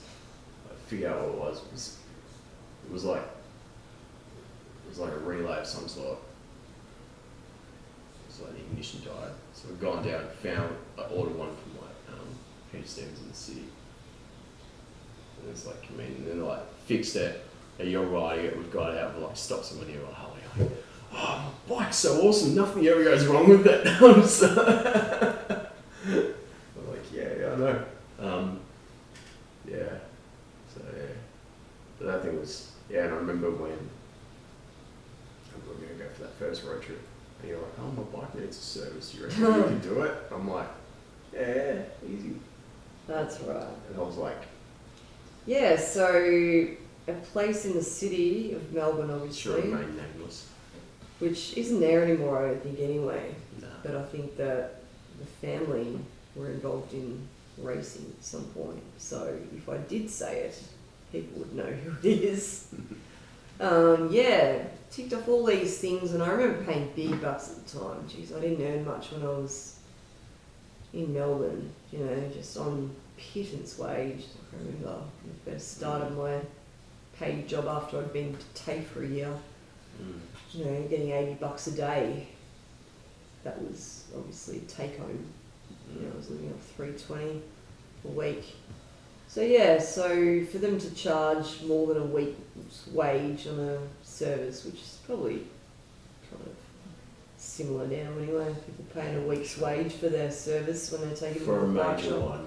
Yeah, not for a minor one though. Yeah, but but the thing that, like when I got that, because I just literally, so I was still on my L's, I just literally took it up. It's like those roundabouts. You were relieved, and it's like went up, got to the first roundabout, like pull on the brakes. I was like, yeah, something's wrong. what's up with this thing? I just obviously got used to it over time, just being more and more and more of a pig because it happened gradually. So. Yeah, I mean, it wasn't like as shocking as that, but I was like, no, this isn't the way it should be. Like, you kind of got like 4-piston calipers, and it's like they were mostly seized. I think yeah, one of them was working. Yeah, I remember you sort of saying, oh yeah, I should look at upgrading my bike. Like, it's getting pretty old and that. And so I took it back, and it was like the carport at mum and dad's place. And I'm like, pulled in, I'm like, because I've just gone. Yeah. And I've opened up a little service book, and I'm like, everything's been ticked that it should have been done on a major service. But yet it And surprisingly hasn't been done. Yeah, and I remember. And it's evident that it hadn't been How did I done. jack it up? Because we didn't have pit stands at that point. But I got the front wheel up in the air. Or maybe I just landed on the ground, but I distinctly remember like putting in the brakes and seeing like the piston's not moving. Mm. And I think it was like 2 pistons on one caliper were working, 1 piston on another caliper were working. And then the brake fluid was actually turning to gunk, wasn't it? That hadn't been... It was like when, I mean, I ended up having to, because you couldn't get cylinder rebuild kits here, I ended up getting them from the UK and stuff. But I remember it was like 2 weeks before we were going to go away on a big trip. And the thing was sitting in Mum and Dad's car, but it was just like a frame and an engine, and you're going, you're going to have this thing ready? I'm like, yeah, it'll be fine. Yeah, the trust. Yeah. And like one of the fork caps was seized on. I remember like... And yeah, all the forks had supposedly been serviced and all these sort of things. And yeah, the guy was pretty much just taking my money and ticking off all these things and kind of just taking advantage of my... You know, yeah, just sort of just thought that you'd take your bike somewhere, and then the things they ticked that they actually did, and they just evidently didn't, you know, because they obviously thought, well, how will she know if, you know, we don't ever do it or whatever. Because I never used to know anything about that sort of stuff. The valves were way out, I remember that too, so they hadn't been done. And the other thing as well, like I remember taking the plugs out and it was running really lean. It's something we talked about before because they had carburetors, and I had that full race titanium Muzzy system put on it. Yeah, which was loud as fuck, but it hadn't been jetted. Yeah, that's true. So yeah, well, after you finished with it, it was just it was like a brand new bike. It was fantastic. So really good. Set suspension off your way, shock rebuild. Yeah, it was running. Brakes done. Awesome. New tires. And then we were going to track it, and we almost did. Well, you tried to, and then that time that you went out to the track and they both shit themselves. And anyway, so at the time, did you think about like when you got it, like before you met me, did you look at doing track days? No. Really? No. Why haven't I told you that? I don't know, the guys that I used to... I don't think I've ever asked you that. The guys that I used to ride with used to mention going up to Broadford and stuff like that, but I mean... Yeah, and I don't know, I was like, oh, the racetrack, why would I want to do that for? Like, it's like, I can just, you know, back then the police wasn't, you know, what it was, yeah, I know. wasn't what it is now, and you could actually get away with, you know, kind of opening it up certain, you know, places and stuff, and very low risk of getting caught. But now it's like, well, yeah, why wouldn't you? Because, you know, you can't do them, or the population's bigger, you know, there's a lot. Traffic's everywhere, you know, there used to be safe places that you could do that, and now there's just not, you know. I've always found that funny though. So people like, and this has always been my complaint, particularly when like, you know, all those areas where it's like you know, I mean, my mates used to go driving and stuff, you know, like out in the hilly areas. And like when it started getting real busy, you know, which wasn't long before we left Melbourne, it was like, I always remember saying to people, like, these are the type of people who complain about sitting in their car in traffic on the weekend, how much they hate driving in traffic. And yet they go and drive in their pastime. I'm like, that is the dumbest thing ever. It'd be like me saying, I really hate sitting in front of a computer at work and then spending my pastime sitting in front of a computer. Like, I just don't get it. But yeah, but it seemed to be like these people would just start going driving, they drive crap and slow and all that sort of stuff. Just like, get out of our fun roads. Well, they think they're going sightseeing or some shit. Yeah, some shit, I don't know. I don't get it. Again, we're wired differently. But, yeah, okay. Yeah, no, I never asked you. It was interesting. Yeah, the guys used to. And I mean, no doubt if I had showed some interest, yeah, I do remember them talking about Broadford. I didn't know what was up at Broadford. Like, I knew there was a racetrack up there, but... Yeah, I thought you had to be good at that, you know. So I thought that, you know, and little, Jesus, the insight of hindsight. Wow, yeah. So yeah, no, you don't know. Yeah. It's funny. Anyway. It's funny that because like,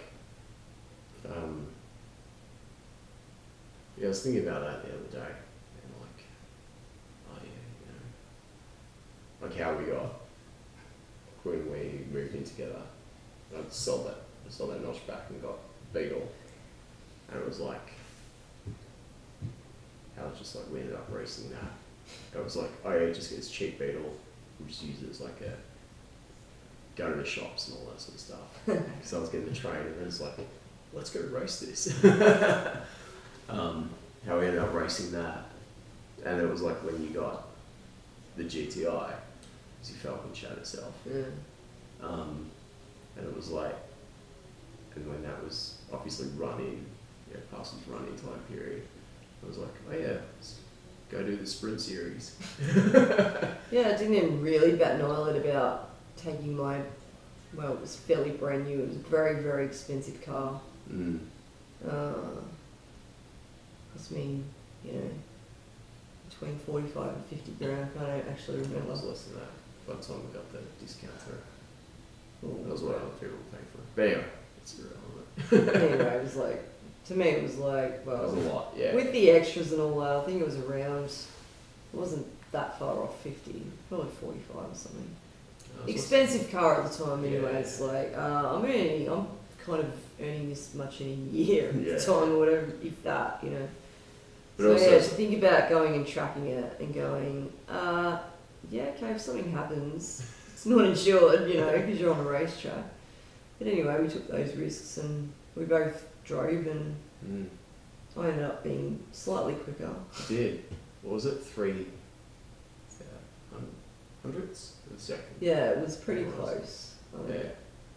I think we were pretty well matched. Yeah. I'm glad they didn't send me We out were- the women's group like they. Well, there was no women's group at that in the States Yeah, but- series. Yeah, I know. Oh, but- that was at that autocross stuff we did, the Beetle. Yeah, so, you're a woman, so you can go out with all the other women. Yeah, great, thanks for the handicap, Yeah. fuckwits. And they're all driving their husbands or boyfriends, hotted up things, and here's me in a Beetle going, why am I out there with cars that are so much better? Because I'm a woman driver. Fuck you. Anyways, that's what I think about the whole girl rider, girl driver. Still beats something. Put you in a, certain box based on gender. It's like, no, I don't do that at all. Still beats something. Yeah, I know. Even though, yeah, but they should have chucked it in that class. So they probably hated me for beating them. I don't know. I didn't really take too much notice. Because that was when we pretty much just first got it. That was good fun. It was stock. Yeah. So it was like fucked out, and then it's like these cage rally cars, and you're like, yeah. It's good insight. Yeah, and that was before it ended up evolving and all the changes I did to it in the next couple of years and stuff. But yeah. Anyway, next project and Mm. yeah, so the Beetle is now gone, but there's another one getting built pretty much from scratch. It's a shell at the moment. Well, I don't even know whether it's a complete shell. It's not, is it? It is. Oh, it's actually complete now. Yeah. Alright, shows how much attention I pay. Well, I mean, it hasn't got wheels or anything. No. Yeah, it's not like a rolling, No. rolling kind of hollowed out No. shell. It's got no wheels, but it's It's like together. it's together, welded and everything, not just like clamped together. No, it's got welds holding it together. Hmm. I want to go around and stitch weld and that all over. Yeah, so you've still got some more body work. I Which knew is, that. I got plenty more body work. But yeah, because that was one of the things I've done in the past, was like a stitch weld the panels and stuff makes a big difference. It's kind of the advantage of like starting from something pretty raw, like you can do all that. Yeah, you can do that sort of stuff and save all the weight, stitch weld and all that. Yeah, and then obviously we ended up getting to the point where I was getting pretty low on license points. Yeah, you were getting done everywhere. And then you lost a few points as well. Yeah, I lost a few. I was getting pretty low too, but not as low as you. Nah. You were pretty unlucky. So They'd just be like hunter and prey and just be hiding out, kind of in their little spots with their radar definitely kind of focused some way up the road, and by the time you saw them, it was too late. So yeah, so it's getting very much like that. It became very much a nanny state, and they had their quota for topping up the government coffers and all that. And I'm like, well, I don't want to be any part of this. So. And then we moved from Melbourne and stuff. So. Yeah. So we ended up with that first track bike, and I remember. It's like a pig of a thing. Yeah. I remember when you were like, oh yeah, go try this New Zealand track day thing at Broadford. First time we went to Broadford. And you were like, it's the first time at the track. And I was looking around, observing as I do. And you were kind of going, oh yeah, my first time at the track, first time riding this bike. I'm just going to put myself in the novice group, and I was like, you really shouldn't. And you're like, yeah, no, I'm going in the novice group. I was trying to talk you out of it, kind of going, no, just go in like the intermediate group and stuff, because I'm like... Riding at a racetrack is a totally different skill than riding on the road. I know, but I was looking at it kind of going, yeah, I've been riding your ZX6. I've been on the back of your ZX6 with you. You've like, you're comfortable with speed. And I was looking around again, observing as I do, and realising I don't think anyone else in that whole area looked like they had comfort with speed. In no disrespect, it's just the way it kind of looked like the bikes that were there, the kind of, like there wasn't anything that I kind of looked around and sort of went like, yeah, and I think it's the thing, like, even with guys, like, you look at some people and the type of bikes they buy, and you're like, you're not really enthusiastic about riding, and then there's other people that like, type of bike you choose to buy tells me about whether you actually really like riding or not.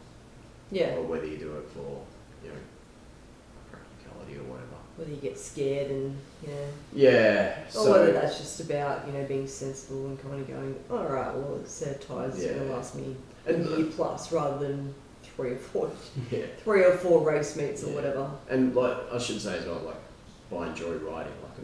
Like there are plenty of people that like enjoy getting out on their bike and like riding the scenery or, Plenty. Yeah, so I shouldn't say enjoy riding. Like, actually, just going fast, getting into riding, leaning into corners. And, well, some people just don't like to go fast, do they? Yeah, exactly. It scares them. Riding spiritedly, let's call it. And I looked around, I was like, I don't think anyone here does that. But we still went out in the novice group, and then were promptly called to the office. Yeah, so in trouble from day one, but that in trouble was actually to get me into a more fitting group, which was the advanced group. So how about that? First track day, you were put in the advanced group and you're still passing a lot of people. Yeah, At the girls' day. Yeah. Did you do any more of those on that bike, or did you then get the others at Exton? I think you got the others at Exton. I reckon I sort of thought at the time the Gen 4 ZX10 was the shiz, Yeah. And everyone was talking about it, the guys that were doing really well competitively, they all had one, and people just raved about it. I remember that day that we went up there, because it was that final round of whatever it was to look at that bike. Because that, no one who knows, that bike was a Gen 1 ZX10 that you did that first track day on. And you were like, oh yeah, I want something that handles better, da-da-da-da-da. Well, yeah, that was all speed and no handling. Yeah. It was either spend a bomb on that to get it actually, handling okay for us, or... And I remember us talking about it, better. kind of going, well, it's like the end of the year, because it was like December or something like that, November. And I also said most people will be selling set-up race bikes to buy something new for the following year. So let's go up to Broadford and see what people have got and potentially selling. And we talked about a few different bikes that we talked about, like R6s, CBR 1000s and things like that, like depending on what's around. And then, that Gen 4 was available. It was pretty much brand spanking new. And I was like, it was... hey, it was a good price for what it was. And at that time as well, some people were kind of going up to them and kind of going, oh hey, you know, you better hang on to this until early next year and things like that. And they were in a situation where they couldn't. They need to move it pretty quickly. And I mean, the advantage of that bike, and still has been, is the fact that, well, it's pretty much brand new. So, you know, you see getting a situation where it's like, let's buy a new car or something, like you don't really have that, you know, unknown history with it. And yeah, to me it was one of the, you know, kind of more, what would you call it, fiscal decisions, or like I, you know, usually just spend a lot, especially when it's something that's, you know, a little bit on the more on the expensive side, especially when it's a toy, you know, you're riding it around, you have no insurance on it, you know, if you break it, it's, you know, going to cost you and all that sort of stuff. Right off the thing, and you just have to wipe your hands, like some people have done, you know, it's awful when that happens, but, yeah, so, yeah, to me, I don't know, just, don't know why I never really thought about any other bikes. I just sort of thought, well, you know, I want something cool for doing, well, at that time it was going to be girls only track days. It's like, I want to turn up to, you know, and maybe do a few races with Cam and be fun. Having a bike each and things, although we did kind of go halves in the track bike, it was going to be our thing. So I'm like, alright, I need to have one that's mine, you know, you can have that one, whatever. Which also is why we did that with go-karts. True. Before that. You had to go, True. You had to go in my go-kart, you're like, oh, one of these. yeah, I did, yeah. So it probably didn't take much, really, but, yeah, I can just remember there was not a lot of thought pattern involved there, and, you know, maybe I should have got something that was a little bit more user-friendly, like CBR 1000, which are notoriously easy to ride. Bullshit. But, I don't know, you seem to think it suits me. I mean, I like riding it, but I mean, I'm stubborn, so... It does suit you. It suits you a lot. I'm stubborn, so I make things work. I don't wait for them to work, I just make things work. And I mean, we sort of spent a lot of time getting that handling better, and at the moment it's been set up perfect. Race centre, you know, you did it, you know, you knew exactly what it needed when you rode it, and I mean, I was still learning a lot about it, wondering what, you know, how it needed, and learning to sort of explain the way it was behaving and all that sort of stuff. So it had been a big learning thing. Race centre have done. No. They didn't do that. No, they did the service. Yeah. Yeah, you did the springs, and yeah, they did the reshock gassing, I think. No, I must have did that. Oh, rest, yeah. Yeah, I think we just sent it to him, and yeah, just tweaked a few little bits and pieces and kind of said, yeah, overall. Yeah, I think it was, he pretty much just left it out as it is, you know. We decided that spring rate should be upped after a little bit, after we got better at it. That, yeah. And then, yeah. Seeing the way it was behaving. Yeah, and you know, how you're kind of using travel and things like that. Yeah, and it's kind of funny as well, like linking back to kind of like what I was kind of talking about, like, you know, that not really having anything kind of when you're young, like pushing you towards bikes and all that sort of stuff, and how you kind of ended up doing that yourself, like you kind of see these kind of parallels kind of follow throughout, like, you know, and again we can kind of get like this right like deep on shit like this, like, you know, like looking at archetypes and like these kind of like stories and like myths and that, and then how you sort of see like these threads throughout these like characters, you know, and then how those reflect on our lives and how we kind of like have these threads linking through them, you know. And yeah, it's interesting like reflecting on that and sort of seeing that echo from like you ending up in that, and then it's like, yeah, you end up with that bike, and then I remember like you kind of did a couple more of those girls' track days, and you were like, I can't remember, but I remember you sitting there and kind of going, oh, like we hadn't talked about like doing anything like significant. Like it was just like, go do track days, they'll be fun, you know. We might save our licenses. It was completely coincidental. Yeah, we get our speed fix without having to do it on roads. So we're going to WJL, things impounded. Yeah. It's just like, you know, yeah. So Times change. It's time to Yeah, think about yeah, it exactly. and do something more sensible. And yeah, exactly. So it's funny because it's like you've kind of like done those girls' track days, which is what they were set up for, you know, like try and encourage women to like give this a go and get into it. I can't remember, but you sitting there one day and you're kind of going to me, I've got to go and do other ride days if I'm going to get better at this. Mm. And it was like, we'd never talked about you racing, we never talked about you wanting to improve your lap times or whatever. It was just like, we're just going out and doing this as like a hobby and, you know, something in our pastime. Which then led to you doing champs days, you know. Yeah, after nearly dying on it. That's really, right. That's right. Really writing it off. And then we Comeback was champs days, I think, for that one, wasn't it? No, the first day we rode it back was a girls' day. Oh yeah, but the comeback for most of that year was champs days. Yeah. Yeah. And you just Committed to about, did a heap of track days. Did about, averaged about one a month. It was, you know. For anyone who has no idea, champs days is like a commercial track day provider. Champions ride days. Yeah. Really well set up and really well run. They're a great day out. Yeah, far better than any of the other. In Broadford, I'm talking, particularly. Yeah. Because they only run out at, you know, certain tracks and stuff. But yeah, definitely for Broadford. If you want to get better, then go to Champs Ride Days. Like, runs like clockwork. You know, people are always great. Treat you like a customer. Treat you like a customer, and like a yeah, exactly. Yeah. You're not treated like a naughty little shit, you know, because someone's perception is.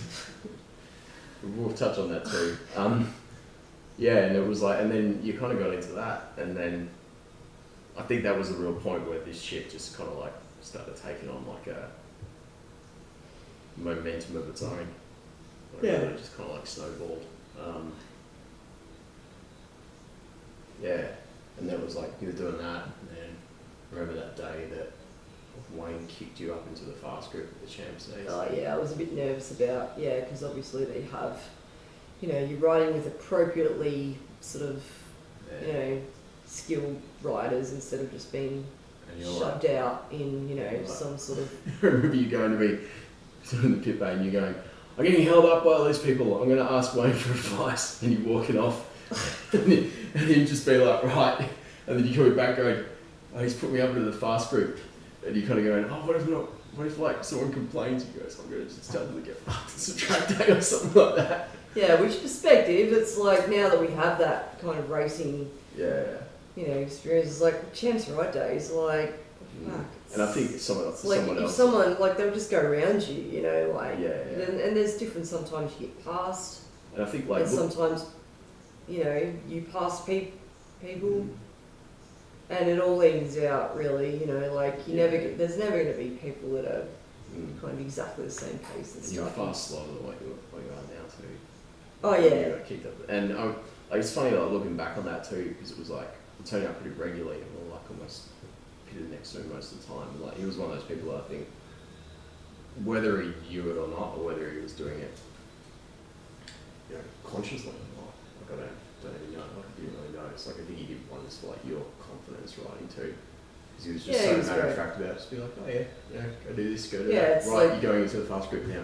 You're like, it's like you turn up and you knew at this, and you have to go out and seek advice. Like no one's going to come to you with kind of like, oh, I see you're struggling. This is what you know. This is what you want to know that you've been scared to ask, and here's the information on a platter. You know, like if you want to know stuff. Tire pressures, God, we had no idea, you know.